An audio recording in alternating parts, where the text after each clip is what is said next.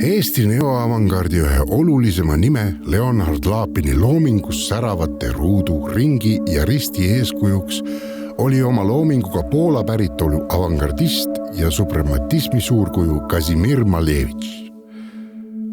Lapini partii 4 on ühelt poolt absurdini viidud allegooria malelauast, teisalt aga on konstruktivistlik abstraktne kompositsioon, millel on ka kokkupuuteid Lapini triipkoodide sarja struktuuridega.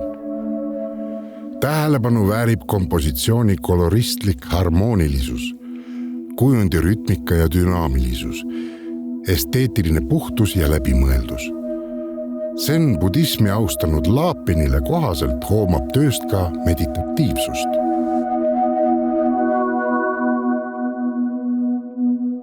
Maleruudustiku ümber mõtestavas teoses partii number 46 ühendab Leonhard Lapin oma 2 suurt lemmikut, konstruktivistlik esteetika ja ready-made'i ehk valmis eseme kasutamine.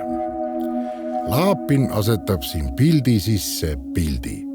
Sündiv 3-mõõtmeline installatiivne maal sisaldab nii viidet Malevichi kuulsale mustale ruudule kui valmiseset esimesena kunstiteosena eksponeerinud Marcel Duchampile, kes oli ka ise maletaja. Lapinit on malemängus inspireerinud reeglipärane vabadus, täpselt nagu elus eneses. Isegi reeglite järgi mängides on oluline teha oma individuaalseid valikuid, et leida just sulle õige tee.